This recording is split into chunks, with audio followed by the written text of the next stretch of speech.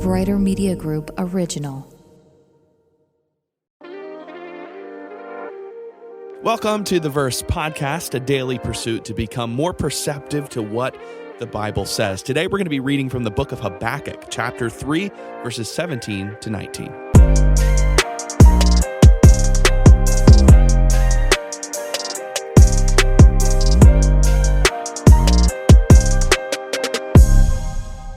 As I was preparing today's verse, I decided that I wanted to dive into a book of the Bible that I've never read before. Habakkuk. Man, was I missing out.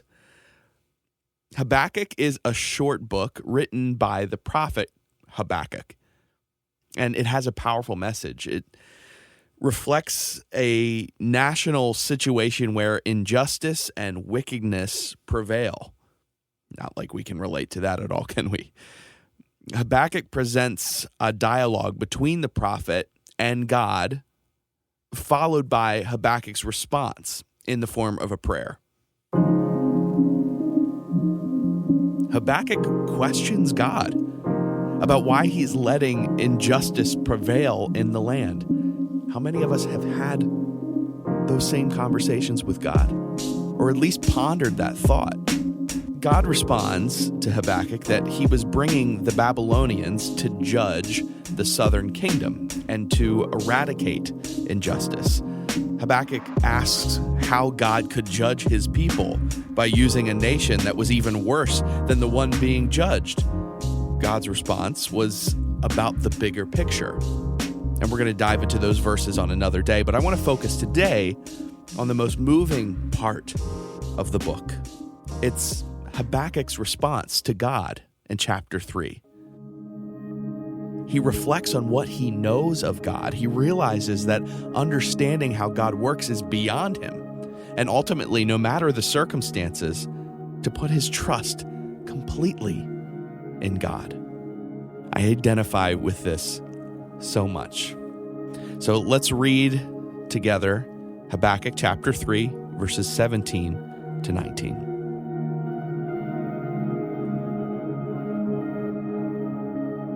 Even though the fig trees have no blossoms and there are no grapes on the vines, even though the olive crop fails and the fields lie empty and barren, even though the flocks die in the fields and the cattle barns are empty, yet I will rejoice in the Lord. I will be joyful in the God of my salvation. The sovereign Lord is my strength. He makes me as sure-footed as the deer, able to tread upon the heights.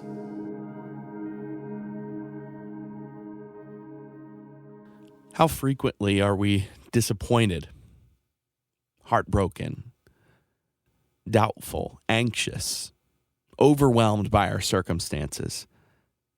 How often do we wallow and feed those feelings? On its own, hardship is not good. However, God can and will use it to refine us, to make us more pure, more like Him. That's why we can get excited about the work He will do in the middle of personal pain. For me, it's almost like I live in the expectation of that. Like, whoo, let's go, God. And don't get me wrong, it sucks going through it. It's horrible. It's some of the worst. It's like, why do I even go on living? Yeah, it gets that bad. Maybe you've been there before. But it is that hope that keeps me moving forward, knowing that God is working everything together for good in my life. I can face my trials with courage and look for opportunities to grow spiritually during these times. I can do that, or I can wallow. Believe me, I understand how weird that sounds. I know how difficult it is. Like I said, I've got the good days and the bad days. It's easier to say, find joy in your suffering than it is to actually live it. The thing is, we're not promised a life free of trouble. What we are promised is that our pain is temporary, that our difficulties are limited by time, and that one day all wrongs will be made right. Let's focus in on verse 19 as we reflect Let's look for God to make us as sure-footed as the deer who walks on dangerous paths in the mountains, trusting Him in the middle of that uncertainty, and live today with confidence, sure of the Lord's presence as we courageously face the unknown.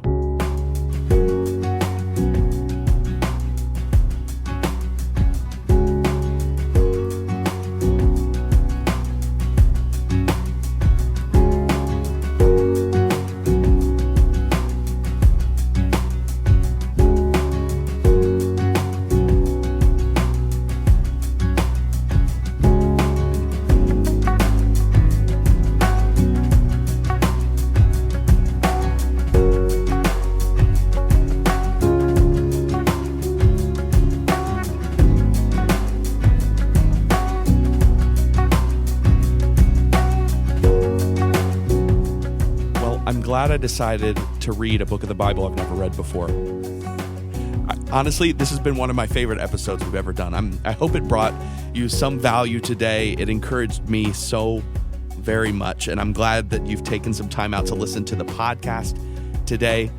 I'd encourage you, if you want this podcast to be shared with people that need it, you want more people to see it, to discover it, you could do that on your own through social media, but the best way is to leave a rating and a review, create context for other people, explain to them why they should listen to this podcast, and more people can get involved to join in this pursuit daily to become more perceptive to what the Bible says. If you'd like to dive deeper on certain aspects of the Bible, if you have a verse you'd like to be included, if you have questions about the Bible you'd like answered in a bonus episode, check out the show notes. Everything you need to know is there. My friends, have a great rest of your workout or your walk or your drive into work, whatever you got going on. I hope you make it amazing and that you continue to make hope louder. We'll talk soon.